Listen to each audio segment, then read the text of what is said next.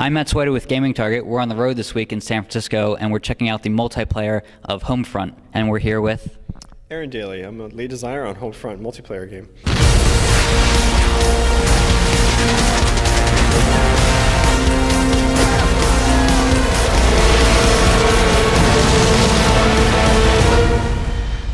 So Homefront has a really cool theme. There's a little bit of realism. Can you tell us about the theme and the story? Sure. So Homefront multiplayer takes place during this period we call the Occupation Wars. This is about 20 years in the future, and America is being invaded by North Korea after this deadly EMP attack and cyber attack that's kind of scattered the American forces, but they're still fighting back with a lot of weaponry and equipment that they still have. Can you tell us about the battle point system? Sure. So one of the things we tried to do with Homefront multiplayer is create some interesting strategic choices that players can make on the fly. So we created the system we call battle points, and what it is it's an in-game economy. So every time you do an action that helps you or helps your team, you're earning battle points. So you kill an enemy, you earn battle points. You capture an objective, you earn battle points. You mark an enemy with your recon drone, you earn battle points. And then you can use those points in-game and spend them on cool toys and stuff to help you win the game. So for example, you can spend them on drones, you can purchase rocket launchers, you can purchase additional ammunition or grenades, and then you can even purchase vehicles in our game because it is a large-scale vehicular game. We checked out 2 maps today. Can you tell us the names of those 2 maps and what they're all about? Sure. So today we're showing 2 multiplayer maps. The first one's called Cul-de-sac. It's kind of a smaller, tight infantry-based game, and it takes place in the American suburbs. So you get to see what the ruin of the suburbs has become in this near future kind of post-apocalyptic type environment.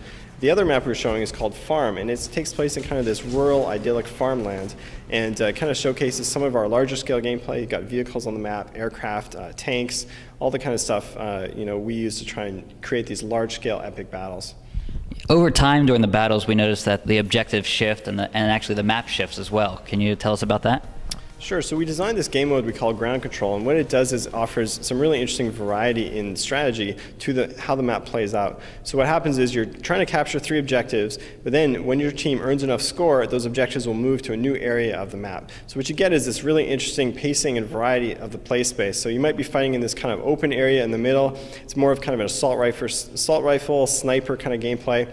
And then when these objectives move, now you're fighting kind of an industrial farm section, and it's more kind of warehouses and silos and kind of that tight infantry SMG kind of gameplay. Can you talk about the 2 sides and how they're different? Is it just cosmetics?